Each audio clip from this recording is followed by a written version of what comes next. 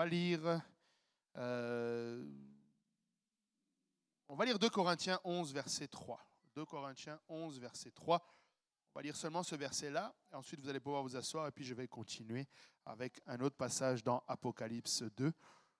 2 Corinthiens 11, verset 3 nous dit, j'ai la version Osterwald, si jamais c'est un peu différent de vous, mais je crains que, comme le serpent séduisit Ève par sa ruse, vos pensées ne se corrompent aussi en se détournant de la simplicité qui est en Christ. Amen. De la simplicité qui est en Christ. Amen. Et vous pouvez vous asseoir. Alléluia. Et Paul est en train d'adresser ici une épître à l'église de Corinthe. C'est d'ailleurs sa deuxième. Et ce verset nous met en évidence 2 choses. La première, rappelez-vous de la séduction que le serpent a usée contre Ève. Amen. La ruse qu'il a utilisée et par laquelle il a séduit Ève. Et Paul est en train de dire, de mettre en garde l'église de Corinthe de ne pas être séduit de la même manière.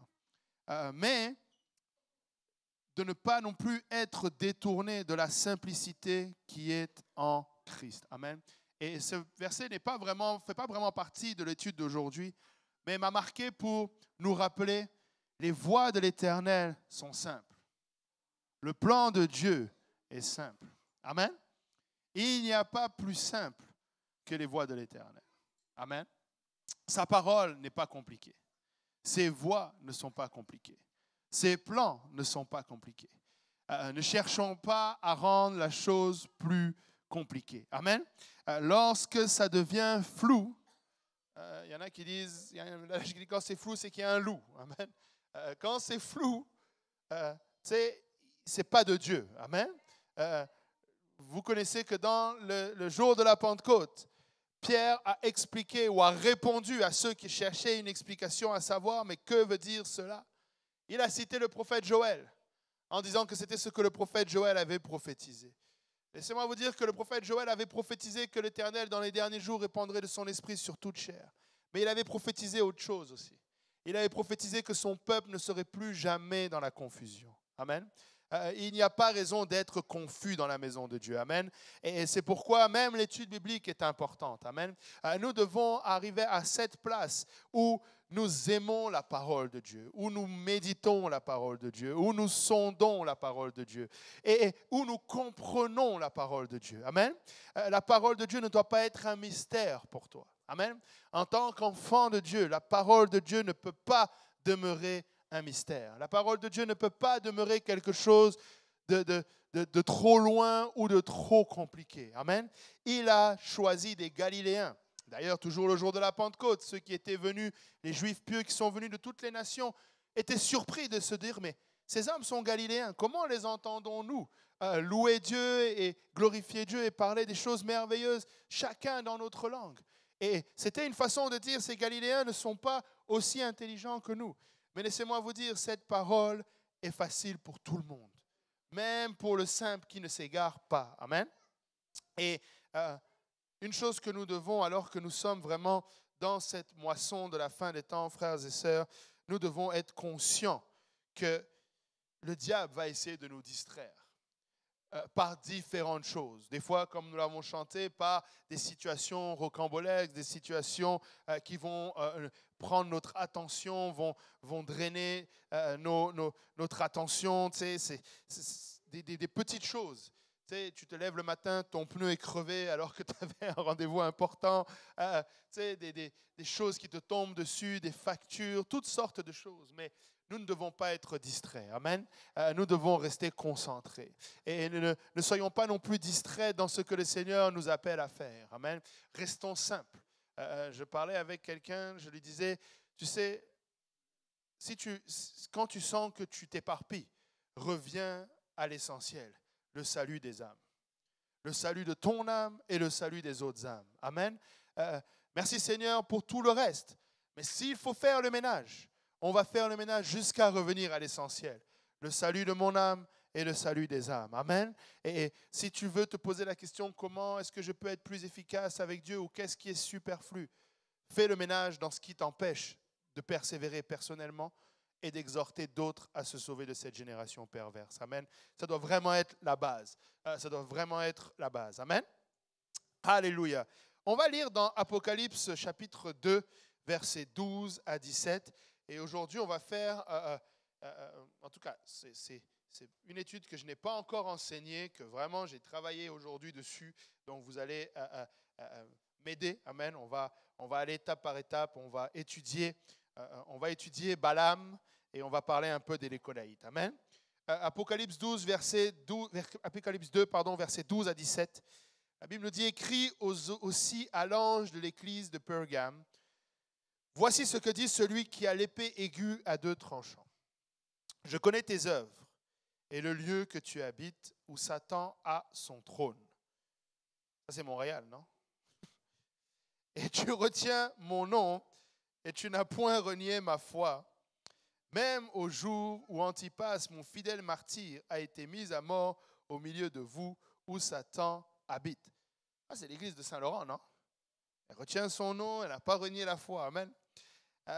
Mais j'ai quelque peu de choses contre toi, c'est que tu as là des gens qui tiennent la doctrine de Balaam, qui enseignaient à Balak à mettre un scandale devant les enfants d'Israël pour qu'ils mangeassent des choses sacrifiées aux idoles et qu'ils tombassent dans la fornication. Pareillement, tu en as toi aussi qui tiennent la doctrine des Nicolaïtes, ce que je hais. Repens-toi donc, sinon je viendrai bientôt à toi, je les combattrai avec l'épée de ma bouche. Celui qui a des oreilles, écoute ce que l'Esprit dit aux églises. À celui qui vaincra, je lui donnerai à manger de la manne cachée. Je lui donnerai un caillou blanc et sur le caillou sera écrit un nom que personne ne connaît que celui qui le reçoit. Amen. Je veux juste dissiper toute pensée, préjugés que nous pouvons avoir. Amen.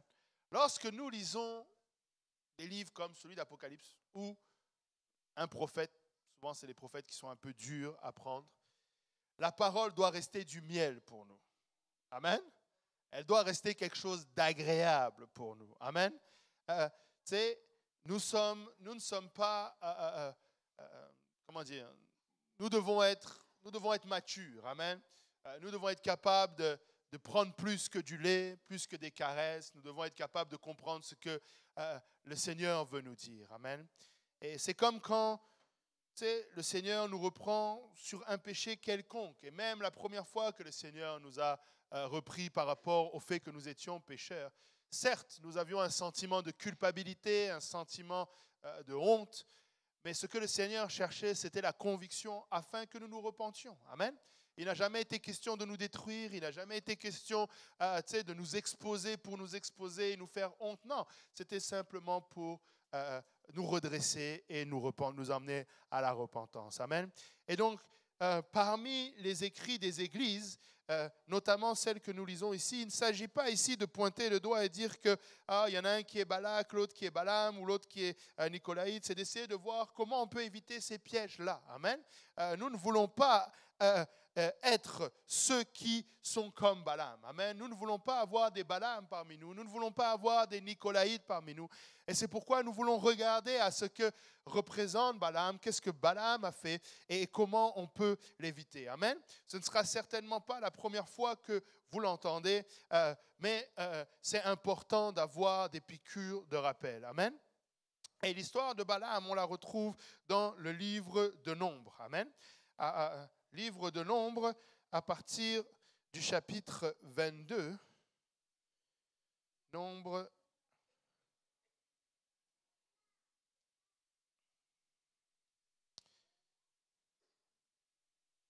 Nombres, chapitre 22. Amen. La Bible nous dit, les enfants d'Israël partirent et ils campèrent dans les plaines de Moab, au-delà du Jourdain, vis-à-vis de Jéricho. Balak, fils de Tsippor, vit tout ce qu'Israël avait fait aux Amoréens, et Moab fut très effrayé en face d'un peuple aussi nombreux. Il fut saisi de terreur en face des enfants d'Israël. Moab dit aux anciens de Madian, « Cette multitude va dévorer tout ce qui, cette multitude va dévorer tout ce qui j'ai une phrase qui manque. OK. Tout ce qui nous entoure, comme le bœuf broute la verdure des champs. Amen. Balak, fils de Tsippor, était alors roi de Moab. Il envoya des messagers auprès de Balaam, fils de Béor, à Pétor, sur le fleuve, dans le pays des fils de son peuple, afin de l'appeler et de lui dire, « Voici, un peuple est sorti d'Égypte. Il couvre la surface de la terre, il habite vis-à-vis de moi. Viens, je te prie, maudis-moi ce peuple, car il est plus puissant que moi. Peut-être ainsi pourrais-je le battre et le chasserai-je du pays, car je sais que celui que tu bénis est béni et que celui que tu maudis est maudit. » Amen.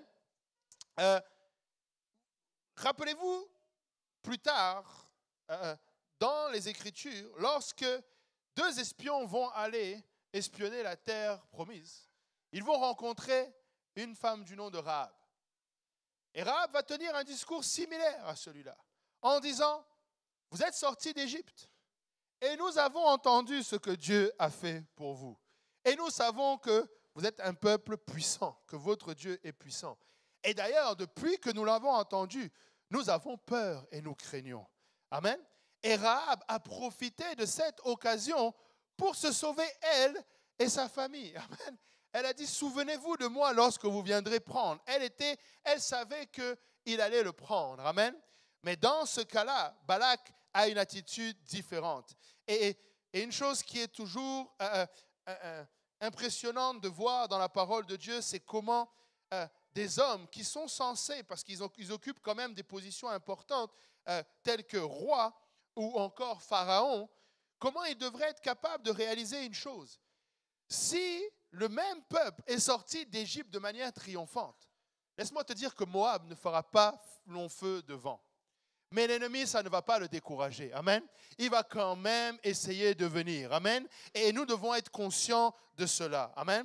Nous devons être conscients que même si nous avons la promesse d'entrer dans notre promesse de posséder le pays, le diable va toujours essayer de nous distraire. Amen. Le diable va toujours essayer, encore une fois, de nous menacer, de nous faire peur, de nous faire croire que nous n'y arriverons pas, de nous faire croire que... Et on va voir plus tard, l'objectif, c'est quoi? C'est que nous regardions, tout comme les premiers espions, pour le coup, qui sont allés à Canaan, se sont regardés comme moindres aux yeux des habitants du pays. Amen. Et c'est quand tu commences à détourner les regards de ton Dieu puissant. Écoutez, le même Dieu qui nous a fait sortir du monde, le même Dieu qui a pourvu pour notre salut, le même Dieu qui nous a, alléluia, rachetés, ce même Dieu va nous donner la force de posséder le pays. Ce même Dieu est capable de sauver quiconque à Montréal. Amen. Nous pouvons être comme Pergame, nous pouvons voir que Satan a littéralement son trône dans cette ville. Mais laissez-moi vous dire, à moins que tu considères que tu étais déjà saint quand tu as été sauvé, mais si tu réalises que tu étais pécheur et que Christ est mort pour le péché de tous, il peut sauver tout Montréal. Amen. Il peut sauver tout le Québec. Amen. Il n'y a personne, alléluia, qui est disqualifié. Il n'y a pas une ville. Tu peux les citer même dans la parole de Dieu. Tu peux citer Corinthe, tu peux citer Éphèse. Tu sais, la Diane des Éphésiens, pendant 3 heures ici, il criait. Amen. Mais laissez-moi vous dire, il a vaincu. Amen. Jésus-Christ a vaincu. Nous pouvons marcher avec assurance. Montréal, le Québec, le Canada, tu sais, ils peuvent dire ce qu'ils veulent. Oh, la religion recule. Oh non. En passant, si la religion reculait tant que ça, pourquoi faire des lois contre la religion? Si vraiment, c'était quelque chose de marginal. Pourquoi faire autant? C'est encore une fois de l'intimidation. Mais nous allons continuer de prier. Nous allons continuer de parler. Nous allons continuer. Regardez, tu as retenu mon nom dans l'Apocalypse. Tu n'as pas renié la foi. Même au jour où Antipas, mon fidèle martyr, a été mis à mort au milieu de vous. Amen. Laissez-moi vous dire, même s'il fallait mourir, nous allons mourir pour cela. Amen. Nous allons avancer. Amen. J'ose croire et je bénis le Seigneur que nous ne sommes plus à ces temps de martyrs. Mais,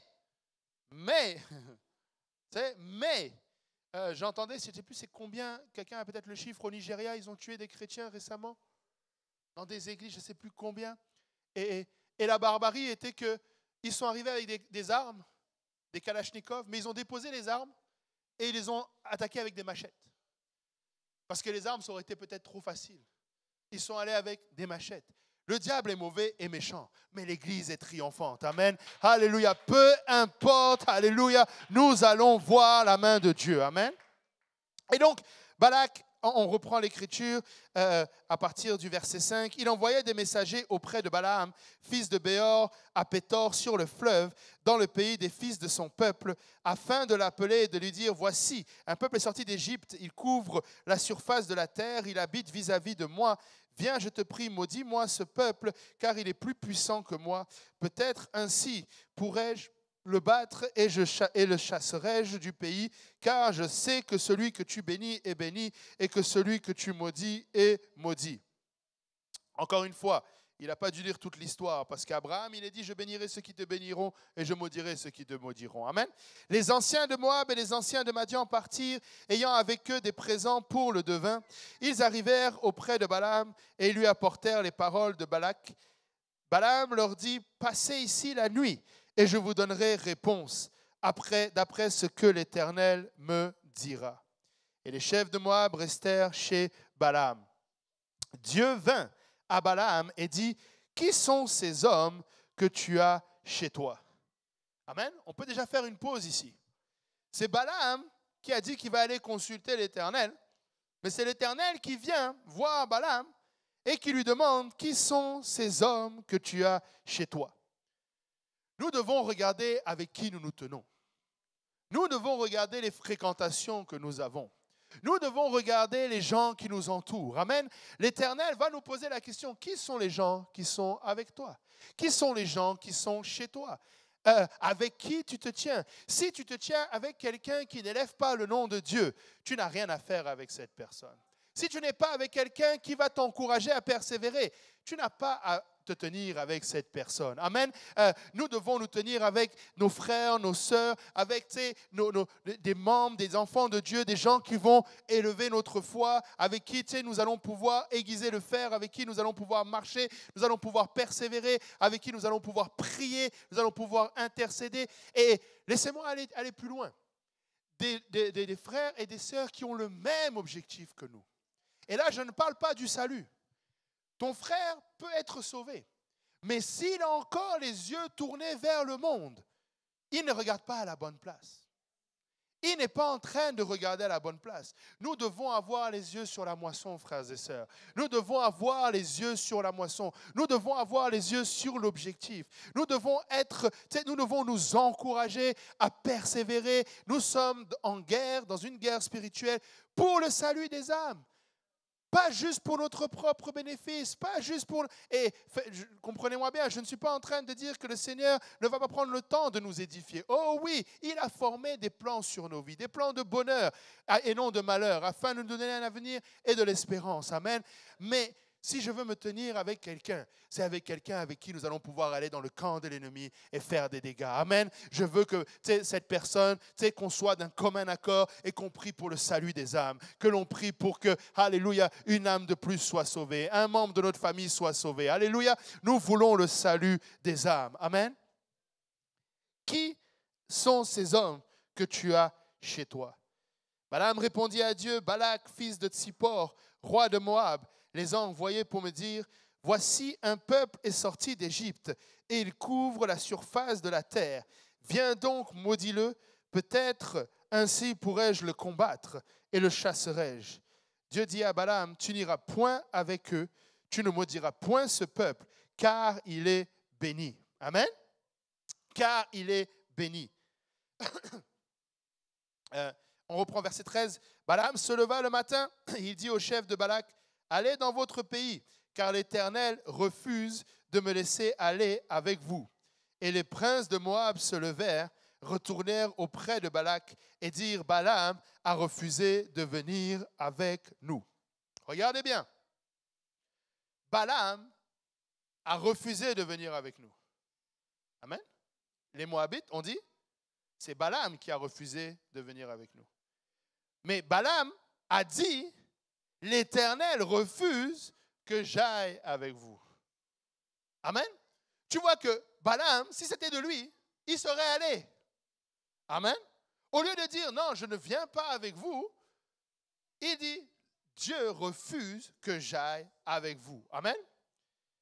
Balak, verset 15, envoya de nouveau les chefs en plus grand nombre et plus considérés que les précédents.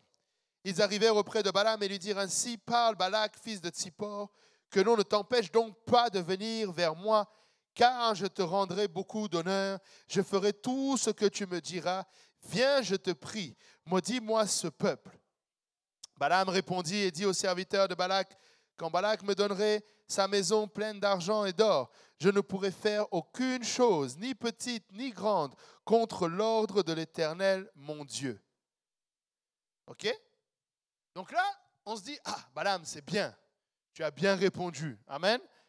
Tu as compris qu'il faut obéir à l'Éternel. Amen. Mais laissez-moi vous dire que la subtilité est plus grande. Amen. La subtilité est plus grande. Parce que regardez, il dit, le verset suivant, il dit, mais je vous en prie. Amen. Attendez, je reprends parce que là c'est écrit petit. Maintenant, verset 19, je vous prie, restez ici cette nuit et je saurai ce que l'Éternel me dira encore. Dieu lui avait déjà parlé, n'y va pas. Et là, tu vois que ce que Balak plutôt lui propose est intéressant. Le problème à ce moment-là, c'est que Balaam a pesé ce que Balak lui a apporté. Et que ça avait déjà commencé à affecter son cœur.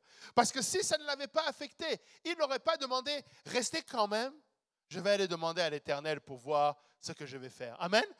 Restez ici, restez avec les honneurs, restez avec ce que vous me proposez. Mais attendez, amen, attendez que j'aille consulter l'Éternel. Et maintenant, si on continue, Dieu vint à Balaam pendant la nuit et il lui dit, puisque ces hommes sont venus pour t'appeler, lève-toi, va avec eux, mais tu feras ce que je te dirai. À votre avis, est-ce que l'Éternel a changé d'idée? A-t-il changé d'idée? Non. Amen. Mais si nous insistons à prier à l'Éternel, l'Éternel va nous laisser aller. L'Éternel va nous laisser aller et va nous donner une leçon. Amen. Et nous devons faire attention. Amen. Nous devons faire attention. Lorsque nous savons comment marcher avec l'Éternel, nous devons nous tenir. Amen. Je veux que l'Éternel ait comme témoignage de moi. Tu as vu mon serviteur Job qui est intègre. Je sais que personne ne veut être Job. Tout le monde veut être David qui tue Goliath. Mais tu veux le témoignage de Job. Tu veux que Dieu puisse voir en toi l'intégrité. Tu veux que Dieu puisse voir en toi quelqu'un que quand tu as entendu la parole de Dieu, tu te tiens à la parole de Dieu. Amen. La parole de Dieu sera toujours celle qui aura le dernier mot dans nos vies. Amen. Si l'Éternel l'a dit une fois, l'Éternel n'a pas besoin de le répéter une deuxième fois. Amen. Je veux pouvoir me tenir sur cette parole. Encore moins l'interroger pour voir si, Seigneur, tu n'as pas changé d'avis en passant? Est-ce que finalement, tu ne voudrais pas quand même que j'aille, que je puisse aller les maudire ou que je puisse aller faire quelque chose? Amen. Il continue, il dit, Balaam se leva le matin, sella son ânesse et partit avec les chefs de Moab. La colère de Dieu s'enflamma parce qu'il était parti. Amen. La colère de Dieu s'enflamma. L'Éternel s'attendait à ce que Balaam se tienne pour le nom de l'Éternel. Amen. Nous devons apprendre à nous tenir. C'est Deutéronome 22, si je ne me trompe pas, ou 24, où l'Éternel dit, promets-moi. Dieu t'a fait promettre que tu seras un peuple qui lui appartiendra. Amen. Quelqu'un doit être capable de se tenir. Nous voulons, qui veut la bénédiction de l'Éternel? Amen. Maintenant, qui veut bénir l'Éternel? Amen. Nous voulons bénir l'Éternel. Nous voulons faire. Je sais que Dieu est tout puissant. Des fois, on peut avoir cette impression, mais Dieu n'a besoin de rien. Oh, que si! Il a besoin d'avoir des enfants qui lui sont intègres. Il a besoin d'avoir des ambassadeurs sur qui il peut compter, des soldats dans sa maison, dans sa moisson, dans son armée. Amen. Il a besoin d'avoir, alléluia, un relais sur cette terre. Des gens qui vont se tenir. La Bible dit que l'Éternel cherche quelqu'un qui va intercéder, quelqu'un qui va prier. Et il n'en trouve pas. Amen. Qu'il puisse nous trouver. Amen. Qu'il puisse nous trouver en train de prier. Qu'il puisse nous trouver en train d'intercéder. Qu'il puisse puisses nous trouver juste à chercher à être intègre. Quelqu'un cherche à t'attirer, tu vas dire non. Pourquoi? Parce que ça ne plaît pas à mon Dieu. Juste parce que ça ne plaît pas à mon Dieu. Juste parce que, tu sais, je sais que c'est quelque chose qui va lui déplaire. Oh, mais t'inquiète pas, c'est juste une soirée. Oh, t'inquiète pas, c'est juste un événement. Oh, non, ça déplaît à mon Dieu. Amen. Tu sais, est-ce que c'est péché? Non. Est-ce que tu vas aller en enfer? Non. Est-ce que tu vas être excommunié de l'Église? Non plus. Mais juste parce que ça déplaît à mon Dieu. Amen. Et ça, c'est un niveau un peu plus élevé de standard que nous voulons avoir. Amen. La colère de Dieu s'enflamma parce qu'il était parti et un ange de l'Éternel se plaça sur le chemin pour lui résister. Balaam était monté sur son ânesse et ses 2 serviteurs étaient avec lui. L'ânesse vit l'ange de l'Éternel qui se tenait sur le chemin, son épée nue dans la main. Et elle se détourna du chemin et alla dans les champs. Ce passage est triste. Amen. Ce passage est triste parce que à ce moment-là, le devin ne voit pas l'ange. Mais c'est l'ânesse qui voit l'ange. Amen. Et c'est déjà le début de la décadence pour Balaam. Amen. Comment se fait-il qu'il ne voit pas cet ange? Amen. Balaam frappa l'ânesse pour le ramener dans le chemin. L'ange de l'Éternel se plaça dans un sentier entre les vignes. Il y avait un mur de chaque côté. L'ânesse vit l'ange de l'Éternel. Elle le serra contre le mur et pressa le pied de Balaam contre le mur. Balaam le frappa de nouveau. L'ange de l'Éternel passa plus loin et se plaça dans un lieu étroit où il n'y avait point d'espace pour se détourner à droite ou à gauche. L'ânesse vit l'ange de l'Éternel et elle s'abattit sous Balaam. La colère de Balaam s'enflamma et il frappa l'ânesse avec un bâton. L'Éternel ouvrit la bouche de l'ânesse et elle dit à Balaam, « Que t'ai-je fait pour que tu m'aies frappé déjà 3 fois ?» Balaam répondit à l'ânesse, « C'est parce que tu t'es moqué de moi. Si j'avais une épée dans la main, je te tuerais à l'instant. » L'ânesse dit à Balaam, « Ne suis-je pas ton ânesse que tu as tout temps monté jusqu'à ce jour? Ai-je l'habitude de faire ainsi ?» Et il répondit, « Non. » L'Éternel ouvrit les yeux de Balaam, et Balaam vit l'ange de l'Éternel qui se tenait sur le chemin, son épée nue dans la main. Et il s'inclina et se prosterna sur son visage. L'ange de l'Éternel lui dit, « Pourquoi as-tu frappé ton ânesse déjà 3 fois ? Voici, je suis sorti pour te résister, car c'est un chemin de perdition qui est devant moi. L'ânesse m'a vu et elle s'est détournée devant moi déjà 3 fois. Si elle ne se fût pas détournée de moi, je t'aurais même tué et je lui aurais laissé la vie. » Balaam dit à l'ange de l'Éternel, « J'ai péché, car je ne savais pas que tu te fusses placé au-devant de moi sur le chemin, et maintenant, si tu me désapprouves, je m'en retournerai. » L'ange de l'Éternel dit à Balaam, « Va avec ces hommes, mais tu ne feras que répéter les paroles que l'Éternel te dirait. » Et Balaam alla avec les chefs de Balak. Amen. Permettez-moi ici de souligner comment Balaam s'est retrouvé à une place où, par 3 fois, l'ânesse a voulu se détourner. Et là, on voit une ânesse. Peut-être que... Qui a une ânesse aujourd'hui? Qui est venu avec une ânesse à l'église? Personne? Mais qui s'est déjà retrouvé à cette situation où, Seigneur, envoie-moi un signe? Il t'envoie un signe. Seigneur, confirme encore ce signe. Il t'envoie un signe. Seigneur, si vraiment tu ne veux pas, alors fais que. On s'est déjà retrouvé à cette place. Amen. Et toujours, si on revient à la base, avons-nous entendu et écouté la parole de Dieu?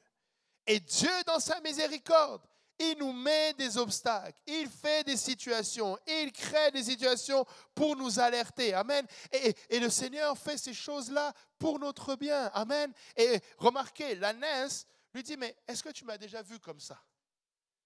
Amen. Sous-entendu que Balaam était hors de sa routine. Amen. S'il y a quelque chose qui sort de ta routine dans ta marche avec le Seigneur, pose-toi les questions. Amen. Comment se fait-il que j'étais quelqu'un qui était capable d'enseigner des études bibliques, mais ça fait un bout, je n'enseigne plus? Comment ça se fait-il que j'étais quelqu'un qui était capable de prier? Comment ça se fait-il que j'étais quelqu'un qui était capable de donner libéralement à l'Église, mais je n'y arrive plus? Comment se fait-il que j'étais quelqu'un qui pouvait jeûner, qui pouvait prier, mais je n'y arrive plus? Ça doit être des choses qui nous alertent, frères et sœurs. Amen.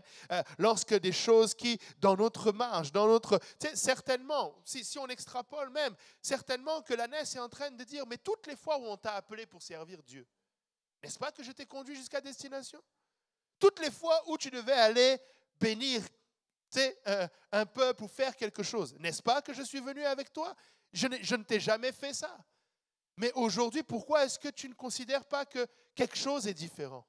Pourquoi est-ce que tu ne considères pas, je suis peut-être qu'une ânesse, je suis peut-être juste un animal insignifiant. Tu sais, des fois, là, tu vas penser que, oh, si ce n'est pas le pasteur qui me dit, ça veut dire que c'est bon. Le pasteur, il est en Afrique du Sud depuis, quand? Lundi dernier.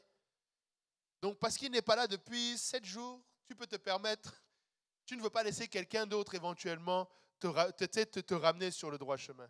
Tu ne veux pas laisser juste des fois l'Esprit du Seigneur, l'ange de l'Éternel, te ramener sur le droit chemin. Amen. Il est important, frères et sœurs, si quelque chose sort de notre quotidien, dans notre marche avec le Seigneur, que nous puissions interroger le Seigneur. Amen. Ne soyons pas insensibles. Ne soyons pas... Et encore là, c'est pourquoi nous devons avoir une vie où ce n'est plus moi qui vis, c'est Christ qui vit en moi. Une routine, une façon de vivre où je sais, Dieu est à mes côtés. Oh, ce mercredi, je ne vais pas aller à l'église. Ce n'est pas vous parce que vous êtes là. Amen. Mais, cette semaine, non, ce n'est pas la peine. Oh, des changements de routine, des changements, même dans notre ministère, même dans notre façon de rendre ministère. Amen. Et l'ange lui dit, si l'ânesse ne se serait pas détournée, je t'aurais moi-même tué et je lui aurais laissé la vie. Amen. Nous devons faire attention à ce que les avertissements de Dieu ne soient pas ignorés jusqu'au point où nous perdons notre marche avec le Seigneur. Jusqu'au point où on n'arrive même plus à faire demi-tour. Amen. Et regardez, attendez.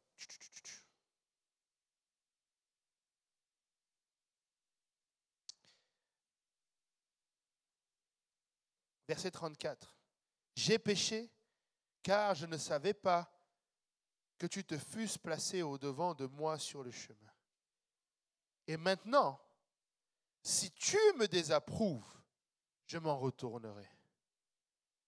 Il faut encore que ce soit toi qui me dises quoi faire. Amen. Balaam, prends ta responsabilité. Balaam, Dieu t'a parlé. L'ânesse, par 3 fois, t'a fait jusqu'à même tomber sur toi. L'ange te dit que j'allais te tuer si jamais. Mais si tu me dis j'y vais pas.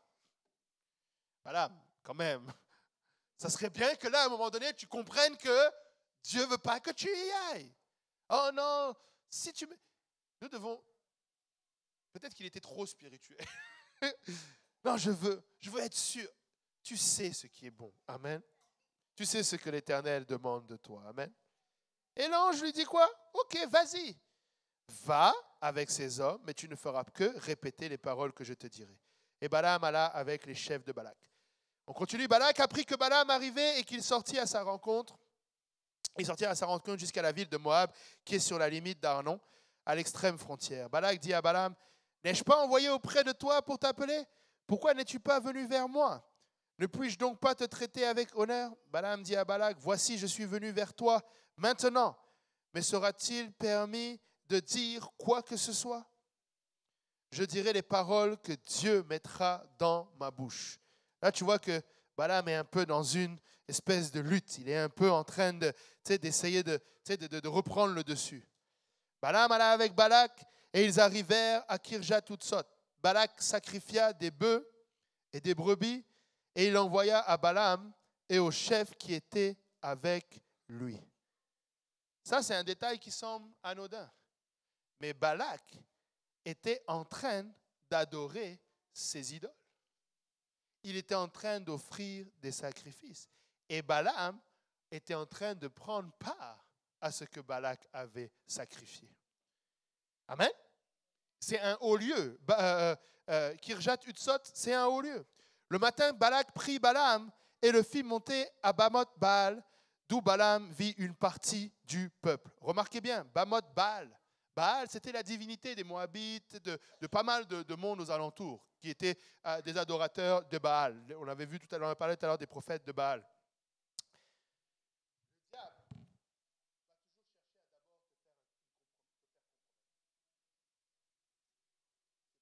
dit ne donnez pas accès au diable. Je ne sais plus à qui je parlais, mais je lui disais, le diable est légaliste. Le diable est très légaliste. Il sait que s'il arrive à te faire faire un compromis, il a accès. Et Dieu ne pourra rien lui faire parce qu'il aura eu cet accès-là. À partir du moment où c'est toi qui lui as donné l'accès, Dieu ne pourra pas venir à ton secours, à moins que tu cries à l'Éternel, on s'entend, et que tu te repentes. Mais tant que c'est toi qui as donné, il est là légalement.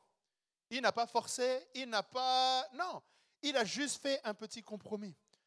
Amen. Chapitre 23. Balaam dit à Balak, bâtis-moi ici 7 autels et prépare-moi ici 7 taureaux et 7 béliers. Balak fit ce que Balaam avait dit. Et Balak et Balaam offrirent un taureau et un bélier sur chaque autel. Qu'est-ce que tu es en train de faire, Balaam? Tu es dans le haut lieu de Bénoth Baal et tu demandes un sacrifice. Amen. Parce que c'est spirituel. Il y a un travail spirituel qui est en train d'opérer. Balak fit ce que Balaam avait dit et Balaam offrit un taureau, un bélier, sur chaque autel. Balaam dit à Balak, tiens-toi près de ton holocauste et je m'éloignerai. Peut-être que l'Éternel viendra à ma rencontre et je te dirai ce qui me révélera. Et il alla sur un lieu élevé. Dieu vient au-devant de Balaam et Balaam lui dit, j'ai dressé 7 autels et j'ai offert un taureau et un bélier sur chaque autel. L'Éternel mit des paroles dans la bouche de Balaam et il dit, retourne vers Balak et tu parleras ainsi. Il retourna vers lui et voici Balak se tenait près de son holocauste, lui et tous les chefs de Moab. Il faut savoir, est-ce que c'est l'holocauste de Balaam ou c'est l'holocauste de Balak? Balaam était vraiment dans la confusion. Je sais que c'est un peu lourd, mais je veux juste qu'on puisse suivre. Amen. On veut suivre ce que Balaam a fait pour ne pas reproduire la même chose. Amen. Balaam aurait dû se tenir. Veux-tu adorer l'Éternel ou veux-tu adorer le Dieu de Balak? Est-ce que c'est ton holocauste ou est-ce que c'est l'holocauste de Balak? Amen. Oh, je vais me tenir avec telle personne. Oh, mais elle a offert des sacrifices. Mais est-ce que ces sacrifices sont à l'Éternel? Tu sais, des fois, vous allez peut-être trouver que nous sommes durs lorsque nous disons de faire attention à ne pas écouter tel ou tel prédicateur, tel ou tel, tu sais, d'une autre dénomination ou tel et tel chanteur. Ce n'est pas parce que nous cherchons l'exclusivité, ce n'est pas parce que nous cherchons à contrôler, c'est parce que nous voulons nous assurer que l'Holocauste est vraiment apporté à l'Éternel. Nous voulons nous assurer que c'est à l'Éternel que nous adressons nos prières, que c'est, tu sais, la limite est mince parfois. La limite est très mince parfois. Tu sais, tout semble proche de l'Éternel. Et une chose que, au départ, j'étais parti, le Seigneur m'a un peu dévié, mais je reviendrai là-dessus. Le titre de mon message devait être, c'est pas vraiment, mais devait être, et je vais revenir avec ça à un moment donné, artificiel. Artificiel. Il est où Vandrich? Lui qui aime l'intelligence artificielle. Vous connaissez l'intelligence artificielle? Vous savez ce que veut dire artificiel, au fait, en passant? Quelqu'un sait que veut dire artificiel, sans regarder dans Google tout de suite? Artificiel, c'est le produit du travail de l'homme. C'est pourquoi on dit l'intelligence artificielle. C'est parce que c'est l'homme qui l'a créée, c'est lui qui rentre. Et l'intelligence artificielle est tout sauf intelligent. Amen. C'est juste le travail de l'homme. Amen. Et pourquoi artificiel? Parce que très souvent, le problème que nous allons rencontrer dans certains milieux chrétiens, c'est qu'il n'y a pas le travail de l'esprit. Il n'y a que le travail de l'homme. Il n'y a qu'une volonté de faire le travail de l'homme. Et je ne suis pas dans un ministère de la dénonciation. Encore une fois, nous n'avons pas de puissance contre la vérité, nous n'en avons que pour la vérité. Mais je veux juste nous mettre en garde. Ce n'est pas tous les holocaustes qui sont adressés à l'Éternel. Ce n'est pas toutes les adorations qui sont élevées à l'Éternel. Devons-nous devenir aussi stricts que de dire, dès qu'une chanson dit Dieu, on doit s'assurer que ça dit Jésus? S'il le faut, pourquoi pas? Mais au minimum, assure-toi que tu es en accord avec celui avec qui tu chantes. Qu'est-ce que je veux dire par là? Moi, je suis d'accord que si toi, tu crois en l'Éternel et que dans la chanson, il n'y a écrit que Dieu, toi, tu sais qui est ce Dieu. Mais alors, pourquoi tu veux aller dans cette église ou à ce concert où tu veux aller plus loin? Vous me suivez? Pourquoi vouloir s'associer avec cela? OK, la chanson, on peut la chanter ici. Et c'est correct. Amen. Tu sais, des fois, moi, je crois, et vraiment, l'exemple m'a été, tu sais, que le Seigneur m'a confirmé, c'était avec, encore une fois, la chanson, tu sais, je n'avais rien, car je n'avais rien, je n'étais rien, mais il m'a lavé avec son sang. Je suis sûr que celle qui a reçu ce chant l'a reçu de Dieu, parce que tu peux sentir, mais malheureusement, elle est passée elle-même à côté de ce qu'elle chante. Dieu va donner un message. Vous vous rappelez la femme avec l'esprit de Python? Un bon message. Amen. Le message semblait bon, mais l'esprit qui l'animait n'était pas bon. Amen. Et l'inverse est vrai aussi. Amen. On reprend. Donc, on doit faire attention avec la façon dont il a porté l'Holocauste. Amen. Il retourna, verset 6, 23, il retourna vers lui et voici Balak se tenait près de son holocauste, lui et tous les chefs de Moab. Balaam prononça son oracle et dit, Balak m'a fait descendre d'Aram, le roi de Moab m'a fait descendre des montagnes de l'Orient. Viens, maudis-moi Jacob, viens, sois irrité contre Israël. Comment maudirais-je celui que Dieu n'a point maudit? Comment serais-je irrité quand l'Éternel n'est point irrité? Je le vois du sommet des rochers, je le contemple du haut des collines. C'est un peuple qui a sa demeure à part et qui ne fait point partie des nations. Qui peut compter la poussière de Jacob et dire le nombre du quart d'Israël? Que je meure de la mort des justes et que ma fin soit semblable à la leur. Balak dit à Balaam, que m'as-tu fait? Je t'ai pris pour maudire mon ennemi et voici, tu le bénis. Il répondit et dit, n'aurais-je pas soin de dire ce que l'Éternel met dans ma bouche? Balak lui dit, viens donc avec moi dans un autre lieu où tu le verras et tu n'en verras qu'une partie. Tu n'en verras pas la totalité, et là, maudis-le-moi. Il l'emmena au champ de Tsophim, sur le sommet du Pisga, et il bâtit là 7 autels, et offrit un taureau, un bélier sur chaque autel. Balaam dit à Balak, tiens-toi ici, près de ton holocauste, et j'irai à la rencontre de Dieu. Ici, remarquez que cette fois-ci, il est en train, Balak a vu que quand il l'a béni, il a dit, c'est un peuple qui a sa demeure à part, qui peut compter la poussière de Jacob. Il dit, ok, viens, là où on va aller, tu vas voir seulement une partie. Peut-être que cette fois-ci, tu seras moins impressionné devant le peuple de Dieu. On continue. L'Éternel vint au-devant de Balaam, verset 16, et il mit des paroles dans sa bouche et dit, retourne vers Balak et tu parleras ainsi. Il retourna vers lui, et voici Balak se tenait près de son holocauste avec les chefs de Moab. Balak lui dit, qu'est-ce que l'Éternel t'a dit? Balaam prononça son oracle et dit, lève-toi, Balak, écoute, prête-moi l'oreille, fils de Tsippor. Dieu n'est point un homme pour mentir, ni fils d'un homme pour se repentir. Ce qu'il a dit, ne le fera-t-il pas? Ce qu'il a déclaré, ne l'exécutera-t-il pas? Voici, j'ai reçu l'ordre de bénir. Il a béni, je ne révoquerai point. Il n'aperçoit point d'iniquité en Jacob. Il ne voit point d'injustice en Israël. L'Éternel, son Dieu, est avec lui. Il est son roi, l'objet de son allégresse. Dieu les a fait sortir d'Égypte. Il est pour eux comme la vigueur du buffle. L'enchantement ne peut rien contre Jacob, ni la divination contre Israël. Au temps marqué, il sera dit à Jacob et à Israël, quelle est l'œuvre de Dieu? Je ne sais pas si quelqu'un l'a vu, mais moi quand je l'ai vu, je me suis mis à danser tout seul dans mon bureau. L'enchantement ne peut rien contre Jacob. On parle de quoi là? Les holocaustes qui sont faits depuis que Balak a commencé là. 7 autels avec des enchantements, avec un objectif, que l'accès soit grand pour que Balaam maudisse le peuple. L'Éternel a dit, les enchantements ne peuvent rien. J'ai béni mon peuple et je vais continuer à le bénir. Laisse-moi te dire, tu es un peuple béni. Alléluia, et les enchantements ne peuvent rien.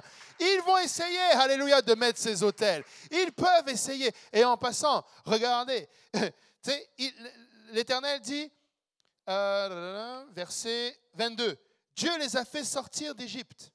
Laissez-moi vous dire que depuis qu'ils sont sortis d'Égypte, ils ont murmuré. Depuis qu'ils sont sortis d'Égypte, ils se sont plaints. Rappelez-vous la mer Rouge, rappelez-vous les cailles, rappelez-vous...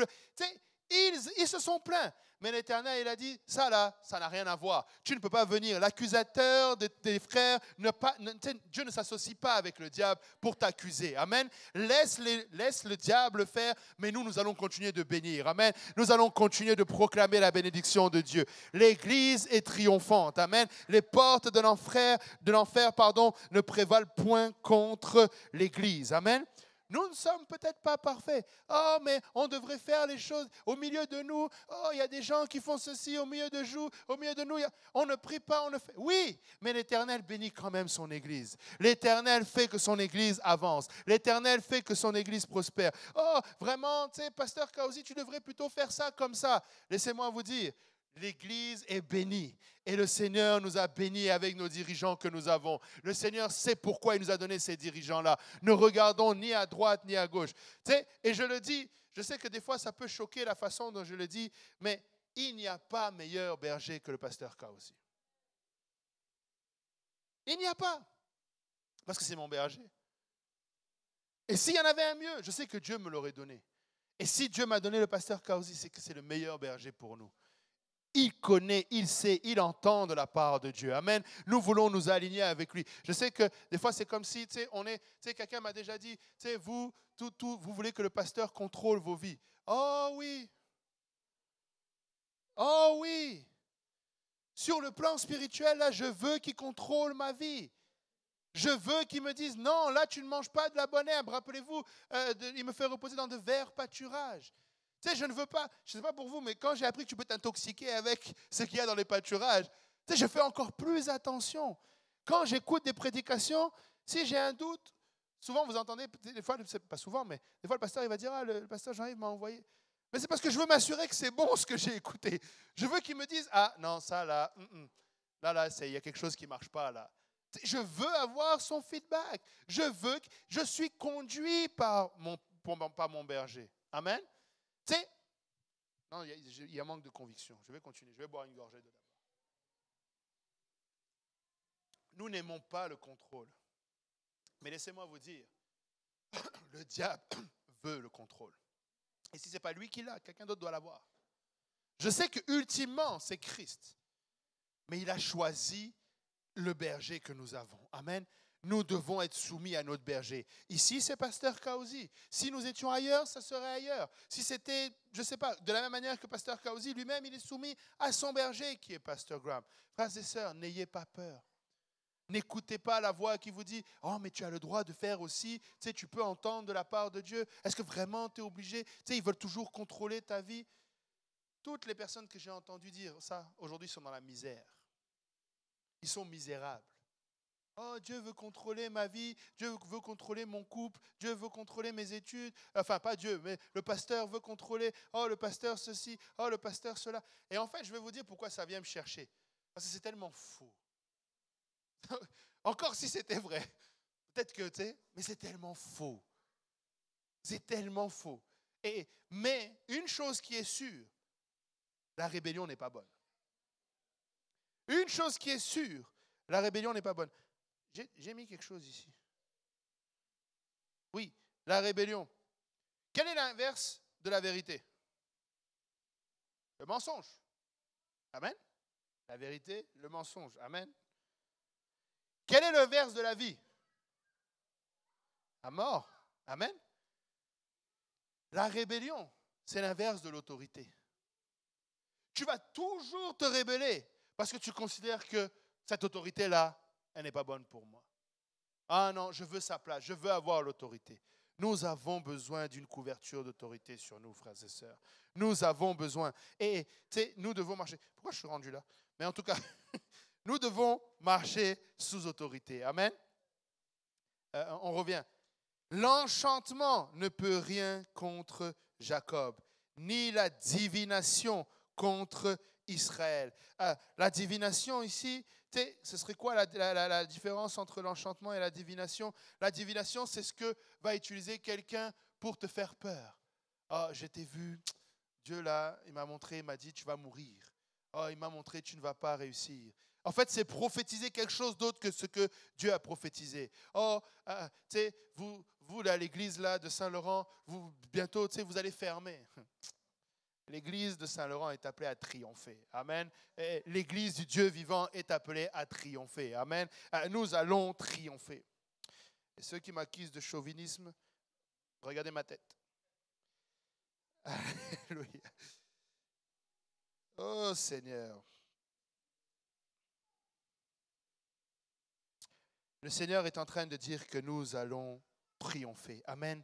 C'est un peuple qui se lève comme une lionne et qui se dresse comme un lion. Il ne se couche point jusqu'à ce qu'il ait dévoré la proie et qu'il ait bu le sang des blessés. Balak dit à Balaam, ne le maudis pas, mais du moins ne le bénis pas. Parce que c'était ça pourquoi Balak était perché chez Balaam. Il a vu le peuple qui est puissant. Il s'est dit, si au moins il le maudit, ils vont être moins puissants. Mais toi, tu es encore en train de plus les exciter. Tu es en train encore de leur rappeler qu'ils sont puissants. Tu es encore en train de les craquer. Nous devons être craqués, frères et sœurs. Amen. Soyons craqués. Amen. Le Seigneur est avec nous. Amen. Ne t'ai-je pas parlé ainsi? Je ferai tout ce que... Balaam répondit à Balak, verset 26, « Ne t'ai-je pas parlé ainsi, je ferai tout ce que l'Éternel dira. » Balak dit à Balaam, « Viens donc, je te mènerai dans un autre lieu. Peut-être Dieu trouvera-t-il bon que là tu maudisses ce peuple. »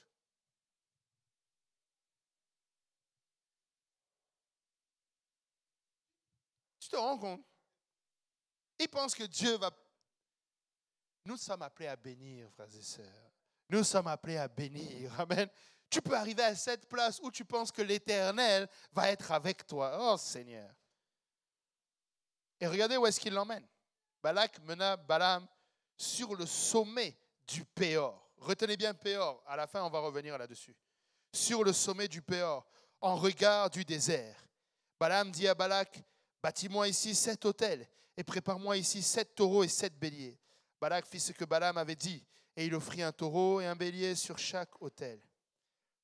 Balaam vit que l'Éternel, on continue verset 24, Balaam vit que l'Éternel trouvait bon de bénir l'Israël et il n'alla point comme les autres fois à la rencontre des enchantements, mais il tourna son visage du côté du désert. Balaam leva les yeux et il vit Israël camper selon ses tribus. Alors l'Esprit de Dieu fut sur lui. Balaam prononça son oracle et dit, parole de Balaam, fils de Béor, parole de l'homme qui a l'œil ouvert, parole de celui qui entend les paroles de Dieu, de celui qui voit la vision du Tout-Puissant, de celui qui se prosterne et dont les yeux s'ouvrent. Qu'elles sont belles tes tentes, ô Jacob, tes demeures, ô Israël. Et elles s'étendent comme des vallées, comme des jardins près d'un fleuve, comme des aloès que l'Éternel a plantés, comme des cèdres le long des eaux. L'eau coule de ses eaux, et sa demeure est fécondée par l'abondante eau. Son roi s'élève au-dessus du roi d'Agag, et son royaume devient puissant. Dieu l'a fait sortir d'Égypte, et il est pour lui comme la vigueur du buffle. Il dévore les nations, qui s'élèvent contre lui. Il brise leurs os et les abat de ses flèches. Il ploie le genou et se couche comme le lion, comme une lionne. Qui le fera lever? Béni soit quiconque te bénira, et maudit soit quiconque te maudira. La colère de Balak s'enflamma contre Balaam. Il frappa des mains et il dit à Balaam, c'est pour maudire mes ennemis que je t'ai appelé, et voici, tu les as bénis déjà 3 fois. Fuis maintenant, va-t'en chez toi. J'avais dit que je rendrais tes honneurs, mais l'Éternel t'empêche de les recevoir. Balaam répondit à Balak, n'ai-je pas dit au messager que tu m'as envoyé, quand Balak me donnerait sa maison pleine d'argent et d'or, je ne pourrais faire de moi-même ni bien ni mal contre l'ordre de l'Éternel. Je répéterai ce que dira l'Éternel. Et maintenant, voici, je m'en vais vers mon peuple. Viens, je t'annoncerai ce que ce peuple fera à ton peuple dans la suite des temps. Balaam prononça son oracle et dit, parole de Balaam, fils de Béor, parole de l'homme qui a l'œil ouvert, parole de celui qui entend les paroles de Dieu, de celui qui connaît les desseins du Très-Haut, de celui qui voit la vision du Tout-Puissant, de celui qui se prosterne et dont les yeux s'ouvrent. Je le vois, mais non maintenant. Je le contemple, mais non de près. Un astre sort de Jacob, un sceptre d'Israël. Il perce les flancs de Moab. Il abat tous les enfants de Thès. Il se rend maître d'Édom. Il se rend maître de Séhir, ses ennemis. Israël manifeste sa force. Celui qui sort de Jacob règne en souverain. Il fait périr ceux qui s'échappent des villes. Balaam vit Amalek. Il prononça son oracle et dit, Amalek, est la première des nations, mais un jour, il sera détruit. Balaam vit les Kéniens, il prononça son oracle et dit, ta demeure est solide et ton nid posé sur le roc, mais les Kéniens sera chassé. Quand l'Assyrien t'emmènera captif, Balaam prononça son oracle et dit, hélas, qui vivra après que Dieu l'aura établi? Mais des navires viendront de Kittim, ils humilieront l'Assyrien, ils humilieront l'Hébreu, et lui aussi sera détruit. Balaam se leva, partit et se retourna chez lui. Balak s'en alla aussi de son côté. Amen. Quand tu lis tout ce qui vient de se passer, tu réalises une chose. L'Éternel était décidé de bénir Israël. Et si tu prends le temps de regarder, il est en train de dire à Moab, non seulement vous allez périr, mais ils vont aller jusqu'au bout de la promesse. L'Éternel a prophétisé encore les autres victoires qui va conduire Israël jusque dans la terre promise. Amen. Jusque dans la terre promise, le Seigneur va nous emmener. Amen. Là, le temps avance un peu. On va accélérer. Faisons une petite réflexion. Est-ce que Balaam a maudit Israël? Non. Amen. Il semble que donc finalement Balaam, il a fait quelque chose de bien. Malgré tout, jusqu'à la fin, il a prophétisé. Malgré tout, il a obéi à l'Éternel. Et il a répété, je pense, 2 fois à Balak, je ferai ce que l'Éternel me dira. Donc en soi, Balaam n'a pas mal agi. Allô? Balaam n'a pas maudit le peuple. Amen. Mais alors, quel est le problème avec Balaam à ce moment-là? Regardez, revenons à Apocalypse 2, verset 12. On va lire plutôt Apocalypse 2, verset 14. Mais j'ai quelque peu de choses contre toi. C'est que tu as là des gens qui tiennent la doctrine, que quelqu'un dise doctrine. La doctrine de Balaam, qui enseignait à Balak à mettre un scandale devant les enfants d'Israël, pour qu'ils mangeassent les choses sacrifiées aux idoles et qu'ils tombassent dans la fornication. Le problème, ce n'est pas ce que Balaam a dit, mais c'est ce que Balaam a enseigné à Balak. Balak a appris de Balaam. Balak a appris que Balaam pouvait être corrompu. Il a appris à Balaam comment le peuple, en fait, Balaam a appris à donner la leçon à Balak, comment est-ce que tu peux vaincre ce peuple en leur offrant, en les distrayant, en les emmenant dans des places de compromis. Regardez avec moi Deutéronome 23, versets 3 à 5. Deutéronome, versets 3 à 5. L'Ammonite et le Moabite n'entreront point dans l'assemblée de l'Éternel, même à la 10e génération. Balak, c'est les Moabites, amen. Même à la 10e génération et à perpétuité, parce qu'ils ne sont pas venus au-devant de vous avec du pain et de l'eau sur le chemin lors de votre sortie d'Égypte, et parce qu'ils ont fait venir contre toi à prix d'argent Balaam, fils de Béor, de Pétor en Mésopotamie, pour qu'il te maudisse. Mais l'Éternel, ton Dieu, n'a point voulu écouter Balaam. Et l'Éternel, ton Dieu, a changé pour toi la bénédiction en malédiction, parce que tu es aimé de l'Éternel, ton Dieu. Qu'est-ce que cela veut dire? Balaam a prophétisé par l'Esprit de l'Éternel. Mais Balaam était décidé de maudire Israël. Parce que Balaam avait déjà fait les compromis. Balaam était déjà en train de faire des compromis. Maintenant, dans Apocalypse, l'Éternel dit à l'église de Pergame, ce que j'ai contre toi, c'est qu'au milieu de toi, tu en as qui sont attachés à cette doctrine de Balaam. Qu'est-ce que cela veut dire? Nous n'avons pas à craindre que Balaam maudisse, mais nous devons faire attention à ne pas avoir le cœur de Balaam, à ne pas introduire l'attitude de Balaam, de ne pas introduire, tu sais, tu peux prononcer la parole de Dieu, mais avoir une démarche où ta marche avec Dieu n'est plus alignée avec l'Éternel. Amen. L'Éternel est en train de dire, il veut nous emmener à une autre étape. Amen.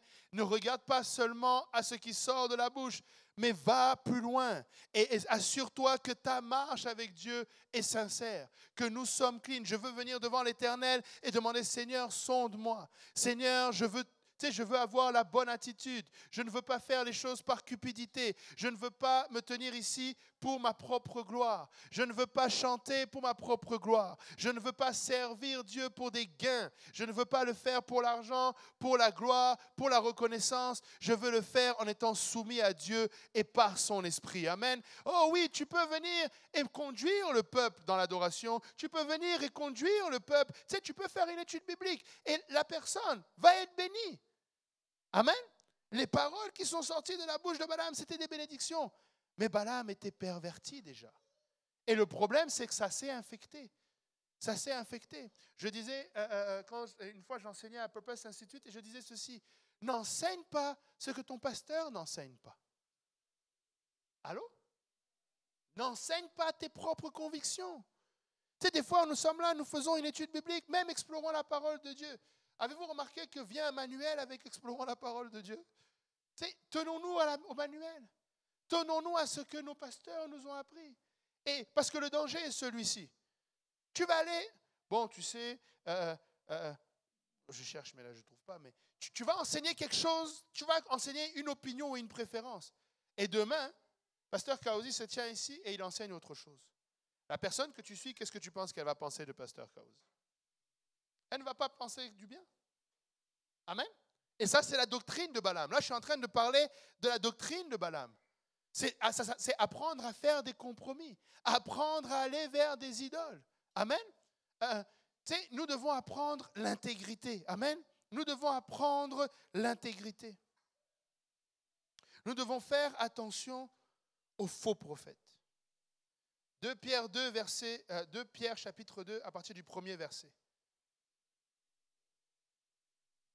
Il y a eu parmi le peuple de faux prophètes, et il y aura de même parmi vous de faux docteurs, qui introduisent des sectes pernicieuses et qui, reniant le maître qui les a rachetés, attirent sur eux une ruine soudaine. Plusieurs les suivront dans leur dissolution, et la voix de la vérité sera calomniée à cause d'eux. Par cupidité, ils trafiqueront de vous au moyen de paroles trompeuses. Eux que menace depuis longtemps la condamnation et dont la ruine ne sommeille point. Car si Dieu n'a pas épargné les anges qui ont péché, mais il les a précipités dans les abîmes des ténèbres et les réserve pour le jugement. S'il n'a pas épargné l'ancien monde, mais s'il a sauvé Noé, lui, 8e, ce prédicateur de la justice, lorsqu'il fit venir le déluge sur un monde d'impies. S'il a condamné à la destruction et réduit en cendres les villes de Sodome et de Gomorrhe, les donnant comme exemple aux impies à venir. S'il a délivré le juste Lot, profondément attristé de sa conduite, de ces hommes sans frein dans leur dissolution. Car ce juste qui habitait au milieu d'eux tourmentait journellement son âme, juste à cause de ce que voyaient et entendaient de leurs œuvres criminelles. Le Seigneur sait délivrer de l'épreuve les hommes pieux et réserver les injustes pour être punis au jour du jugement. La pause que je veux faire ici, c'est que c'est Dieu qui juge. Amen. Mais tu sais que tu peux juger aussi. Allô? Tu peux juger. Parce que Dieu va utiliser la parole de Dieu pour juger. Allô? C'est la parole de Dieu. Il ne va pas utiliser autre chose. La parole de Dieu. Donc si ce n'est pas conforme à la parole de Dieu, et du jugement, déclare que ça ne marche pas. Mais quand même, c'est Balaam. Quand même, c'est un devin. Je reprends le verset. Le Seigneur sait délivrer de l'épreuve. C'est peut-être une épreuve que tu as. Sait délivrer de l'épreuve les hommes pieux. Cherche la piété. Cherche à être proche de Dieu. Ne t'inquiète pas pour le reste. Amen. Il dit ceux surtout, en parlant du jugement, ceux surtout qui vont après la chair dans un désir d'impureté et qui méprisent l'autorité. Audacieux et arrogants, ils ne craignent pas d'injurier les gloires. Tandis que les anges, supérieurs en force et en puissance, ne portent pas contre elles de jugement injurieux devant le Seigneur. Eh Seigneur. Vous savez ce que ça veut dire? Tu ne seras jamais assez spirituel pour dire que tu ne vas pas te soumettre. C'est ça que ça veut dire. Tu sais, des fois, non, moi j'ai prié, Dieu m'a dit. C'est faux. Les anges sont de loin supérieurs en force et en puissance. Les anges sont autour du trône de Dieu. Les anges voient Dieu face à face et ne remettent pas en question l'autorité. Maintenant, toi qui pries, tu vas dire que Dieu t'a dit d'être rebelle avec l'autorité. Ça ne marchera pas. Mais semblables, verset 12, mais eux, semblables à des brutes qui s'abandonnent à leur penchant naturel et qui sont nés pour être prises et détruites. Ils parlent d'une manière injurieuse de ce qu'ils ignorent et ils périront de leur propre corruption, recevant ainsi le salaire de leur iniquité. Ils trouvent leur délice à se livrer au plaisir en plein jour. Hommes tarés et souillés, ils se délectent dans leur tromperie en faisant bonne chère avec vous. Eh Seigneur, c'est fort. C'est fort. Remarquez bien, verset 13. Recevant ainsi le salaire de leur iniquité. Ce n'est pas tous ceux qui disent Jésus, Jésus. Amen. N'avons-nous pas chassé les démons en ton nom? N'avons-nous pas guéri les malades en ton nom? Je leur dis, arrière de moi, ouvrier d'iniquité. Le salaire d'iniquité. Et c'est lié à cela. Amen. C'est lié à cette attitude. Et frères et sœurs, je veux nous mettre en garde. Amen. Je veux nous parler, je veux nous enseigner, je veux nous prêcher et nous mettre en garde. Ce sont, regardez, hommes tarés et souillés, ils se délectent dans leur tromperie en faisant bonne chère avec vous. Ce sont des gens très gentils. Ce sont des esprits de séduction. Le même esprit qui au départ a séduit Ève. Rusé. Semblerait que cette personne-là, non, elle marche tous les jours avec Dieu. Ils ont les yeux pleins d'adultère et insatiables de péché. Ici, il ne parle pas des gens qui commettent l'adultère parce qu'ils sont mariés avec un homme ou avec... Non, d'adultère spirituel. Ils sont en train d'avoir des holocaustes. Ils sont en train d'adorer autre que l'Éternel. Nous devons adorer l'Éternel et lui seul.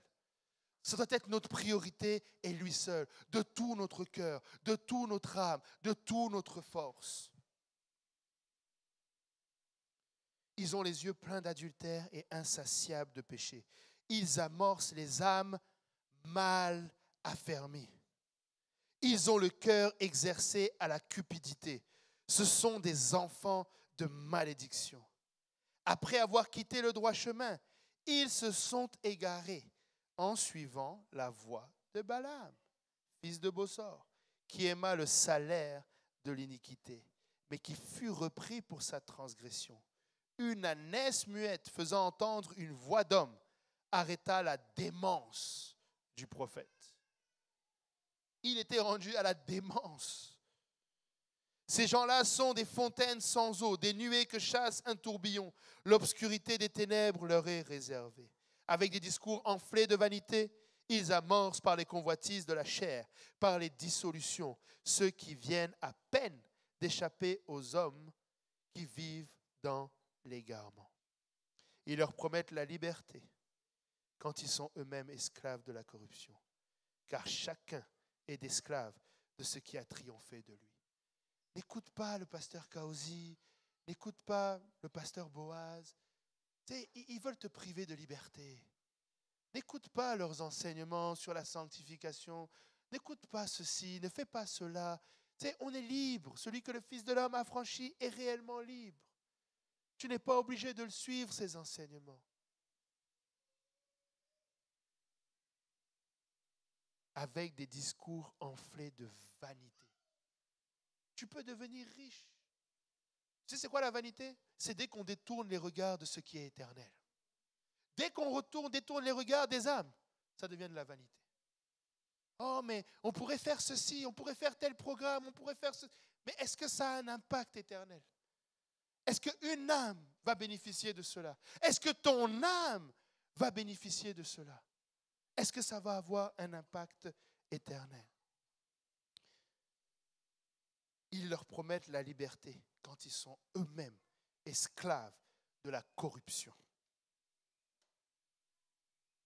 En effet, si après s'être retirés des souillures du monde par la connaissance du Seigneur et Sauveur Jésus-Christ, ils s'y engagent de nouveau et sont convaincus, leur dernière condition est pire que la première. Car mieux valait pour eux n'avoir pas connu la voie de la justice que de se détourner après l'avoir connu du saint commandement qui leur avait été donné. Il leur est arrivé ce que dit un proverbe vrai. Le chien est retourné à ce qu'il avait vomi, et la truie lavée s'est vautrée dans le bourbier. Permettez-moi de remettre une couche et de dire ici, quand il dit, en effet, suivez-moi bien, verset 20. En effet, si après s'être retiré des souillures du monde, par quoi?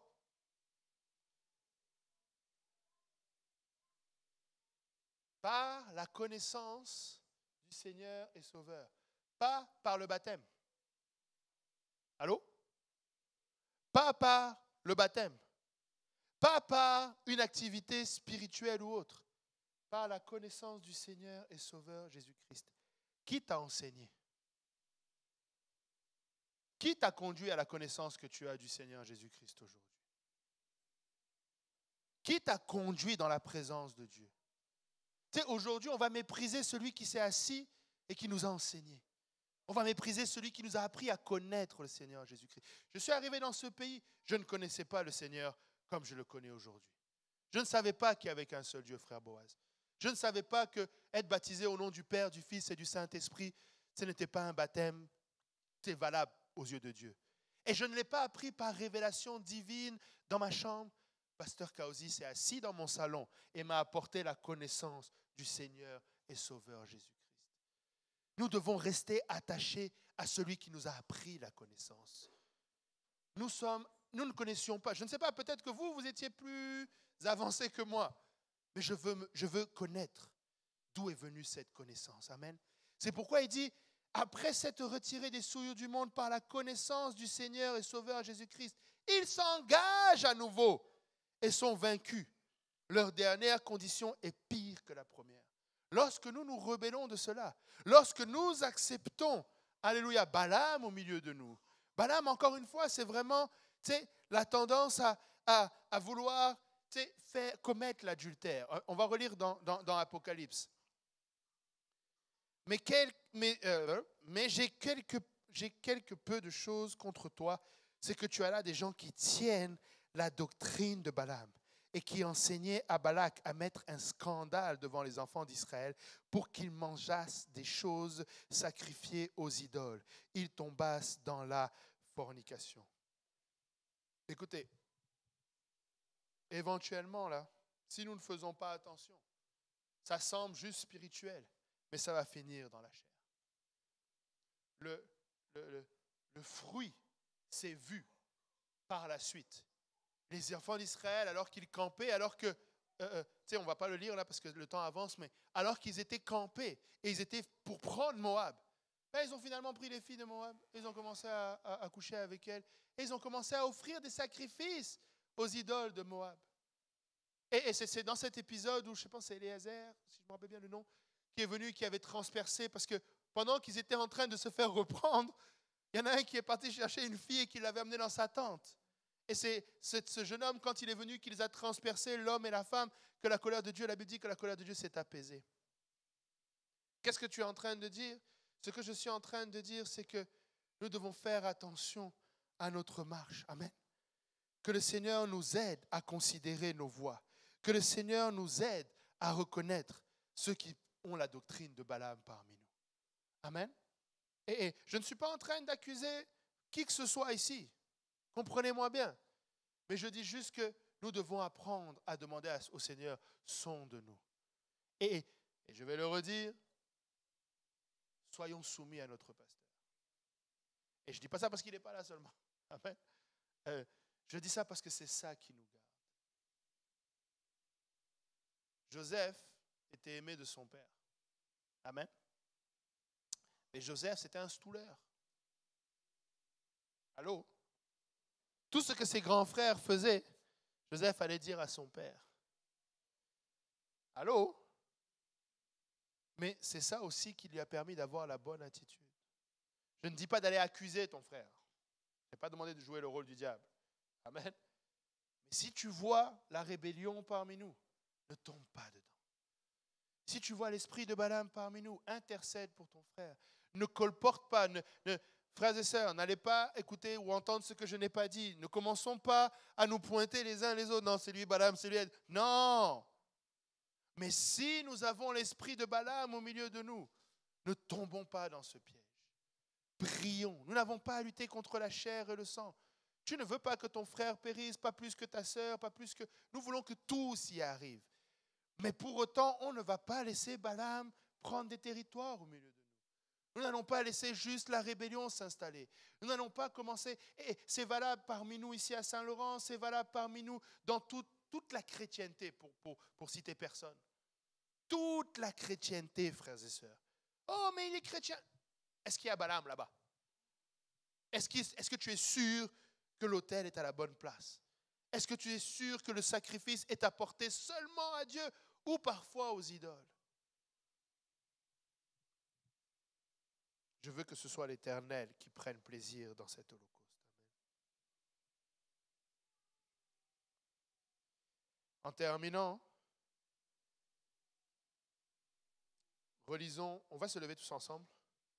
Relisons le verset 12 de l'Apocalypse.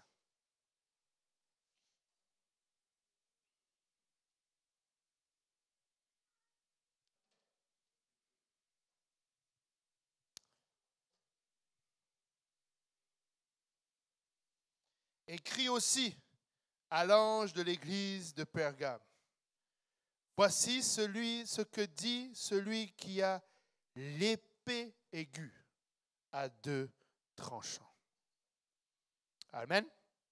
L'épée aiguë à deux tranchants. Ce sera toujours la parole de Dieu qui devra trancher.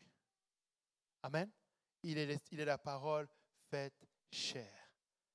Balaam a dit, ce que l'Éternel a dit, ne l'accomplira-t-il pas? Amen. Ce qu'il a déclaré, il va le faire. Ça doit être en accord avec la parole de Dieu. Hébreux 4,12, car la parole de Dieu est vivante et efficace, plus tranchant qu'une épée quelconque à deux tranchants, pénétrant jusqu'à partager âme et esprit, jointure et moelle. Elle juge les sentiments et les pensées du cœur. Tu veux savoir si le cœur est bon, que ce soit le tien ou celui de la personne en face de toi?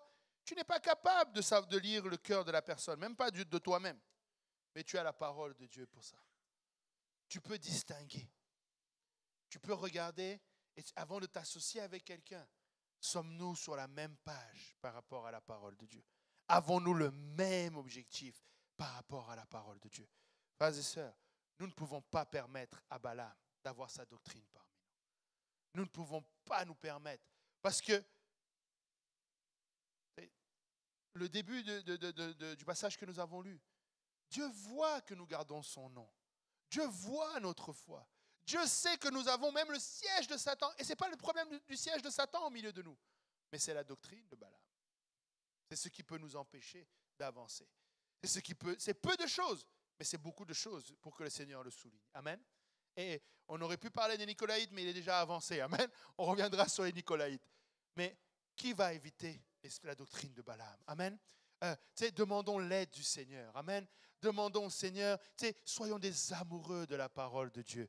Soyons soumis à l'autorité. Marchons avec intégrité. Cherchons à ne plaire qu'à Dieu et lui seul. Ne recherchons pas des gains cupides. Ne soyons pas attirés par l'orgueil de la gloire, par la vanité de ce monde. Soyons attirés uniquement par ce qui fait battre le cœur de Dieu.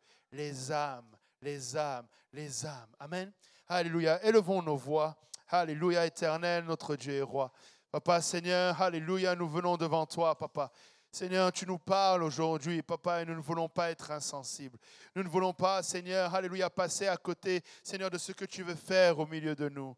Papa, Seigneur, tu l'as dit dans ta parole, papa. Seigneur, nous sommes dans une ville, papa, où Satan a son siège, papa. Ce n'était pas seulement à Pergame, c'est aussi ici à Montréal, papa. Et tu vois notre désir, papa, de garder ton nom. Tu vois notre désir, papa, de garder la foi, Seigneur, dans ta parole. Seigneur, mais je viens prier que tu nous aides, papa. Seigneur, comme tu as averti Pergame, papa. Seigneur, de nous mettre alerte, papa, afin de ne pas laisser au milieu de nous, papa, la doctrine de Balaam, papa. Seigneur, que, Seigneur, je ne sois pas la source, ni, Seigneur, le canal par lequel cet esprit et cette doctrine va, Seigneur, s'installer. Papa, je prie que tu me sondes, je prie que tu me connaisses, papa. Seigneur, je prie, Seigneur, alléluia, que tu enlèves, que tu arraches, Seigneur, ce qui pourrait, Seigneur, être un canal, papa, pour que cette doctrine, Seigneur, se propage au milieu de nous, papa. Seigneur, alléluia, Seigneur, que l'amour soit grandissant entre nous, papa. Seigneur, nous ne sommes pas en train, Seigneur, de prêcher ou de chercher la méfiance parmi nous, mais simplement la sensibilité à ton esprit, papa. Apprends-nous la soumission. Apprends-nous, Seigneur, à rester, Seigneur, soumis aux autorités que tu as mis au-dessus de nous, papa. Apprends-nous à marcher dans l'obéissance, papa, parce que l'obéissance vaut mieux que le sacrifice. Oh, Père éternel, nous voulons rester concentrés, Seigneur, sur l'objectif, sur la moisson, sur ce pays que tu nous donnes, papa. Seigneur, nous ne voulons pas seulement, papa, Seigneur, être le canal, Seigneur, que tu vas utiliser et après quoi être rejeté, papa. Mais nous voulons pleinement prendre part à ce que tu fais et que nous puissions nous réjouir avec toi, papa. Seigneur, dans l'éternité, Seigneur, pour ces âmes que tu vas sauver. Papa, nous savons que ton Église est triomphante, papa. Seigneur, Balaam n'a pas pu maudire Israël, papa. Balak n'est pas arrivé à la fin, à ses fins, papa, parce que ton peuple était triomphant et ton Église aujourd'hui est triomphant. Papa, Seigneur, je veux prier dans le nom de Jésus, que quoi que ce soit qui se tient, papa, et qui veut détruire, papa, de l'intérieur ton Église, papa, nous le réprimons dans le nom de Jésus. Papa, nous allons nous tenir fermes, papa, et ne donner aucun accès au diable, papa. Nous allons résister, papa, et le voir fuir loin de nous, papa. Nous allons nous soumettre à toi, papa. Oh, éternel, notre Dieu et roi, nous allons marcher dans l'obéissance, papa. Nous allons marcher dans la soumission. Nous allons marcher, papa, Seigneur, alléluia, dans l'adoration de notre Dieu, à lui seul, papa. Seigneur, nous allons t'adorer de tout notre cœur, de toute notre âme, de toute notre force, papa. Oh Seigneur, nous allons nous détourner ni à droite ni à gauche. Nous n'allons pas regarder en arrière, papa. Nous n'allons pas nous souiller, papa. Seigneur, par l'adultère. Seigneur, nous n'allons pas nous souiller par la fornication, papa. Nous n'allons pas adorer d'autres idoles, papa. Nous n'allons rien permettre, papa. Seigneur, papa, qui va se tenir devant nous, papa. Parce que nous sommes ton peuple, papa. Parce que nous sommes bénis par l'Éternel. Parce que même quand les vents et les marées se lèvent, papa, ton nom les calme, papa. Parce que c'est toi qui nous ancres, papa. C'est toi qui nous gardes, papa. Seigneur, ce n'est pas par notre force, papa. Ce n'était pas par notre puissance, papa. Mais c'est par ton esprit, papa. Nous allons tenir ferme, papa. Nous allons te voir triompher, papa. Nous n'allons pas échouer, papa. Nous allons te servir, papa. Nous allons t'aimer. Nous allons garder tes commandements. Nous allons prendre plaisir à travailler, papa. Seigneur, dans l'unité, papa, et la soumission, papa. Oh, Père éternel, mon Dieu, mon roi, sois glorifié au milieu de nous. Papa, sois glorifié, Seigneur, dans ton Église. Papa, ton Église veut t'honorer. Ton Église veut t'élever. Ton Église veut triompher avec toi, papa. Oh, Père éternel, merci, Seigneur. Merci, Seigneur. Alléluia. Pouvons-nous l'exalter ensemble, peuple de Dieu? Pouvons-nous le glorifier, peuple de Dieu? Alléluia. Nous sommes appelés à triompher. Nous sommes appelés à exceller. Alléluia. Nul ne se perdra sur cette traversée. Nous allons aller de l'autre bord. Nous n'allons pas laisser l'ennemi prendre le dessus. Nous n'allons pas laisser, alléluia, un esprit quelconque venir nous distraire. Nous allons marcher dans ses voies. Nous allons persévérer. Nous allons voir les promesses de l'Éternel.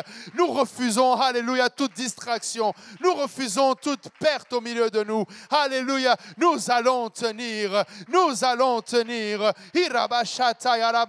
Encore élevons nos voix, frères et sœurs. Élevons nos voix, frères et sœurs.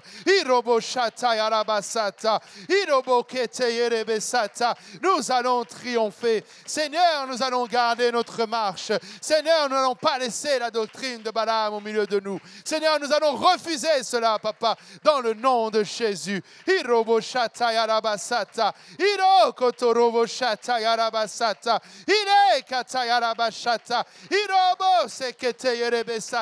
Ça ne passera pas par moi, Seigneur. Ça ne passera pas par nous, Seigneur. Dans le nom de Jésus. Dans le nom de Jésus. Dans le nom de Jésus. Dans le nom de Jésus. Irobo shatayarabasata. Irobo katayarabashata. Ire katayarabasata. Irobo sheteyerebekata. Ire katayarabashata. Irobo satayarabashata. Irobo kotorobo sete. Alléluia, Seigneur. Éloigne de nous la séduction, Seigneur. Éloigne de nous l'intimidation, Seigneur. Au nom de Jésus. Au nom de Jésus. Au nom de Jésus. Hirobo shatayarabasata.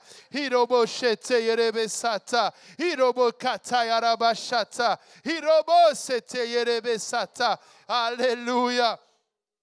Oh, Seigneur Jésus. Alléluia. Alléluia. Peuple de Dieu, soyons zélés. Soyons zélés. Alléluia. Refusons l'intimidation. Tu connais ton Dieu. Tu connais ton berger. Ne laisse rien. Tu sais, tu as la bonne attitude ou tu ne l'as pas. Mais si tu l'as, aie confiance. Et je vais terminer avec ça parce que je veux vraiment couper la tête de Goliath, pas seulement la battre.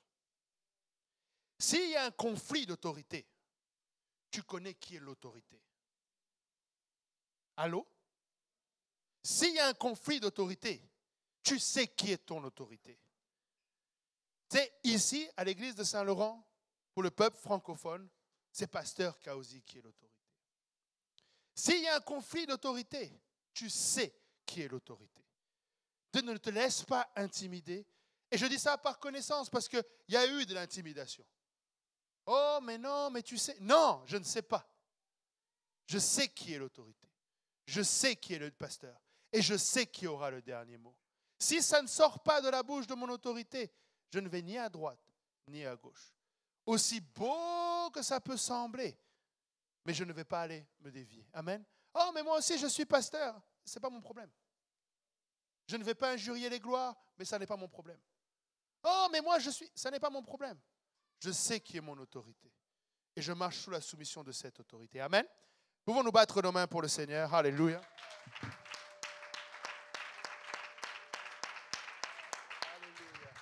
Merci Seigneur, que le Seigneur vous bénisse. Désolé d'avoir dépassé, je sais qu'il est 9h10. Que le Seigneur vous bénisse. Très bon fin de journée à vous. Et on se voit samedi. Samedi, les dames, n'oubliez pas, déjeuner des dames. Amen. Et les hommes, s'il vous plaît, aidez-moi pour refaire une liste. Contactez-moi de quelconque manière que c'est possible. Merci beaucoup.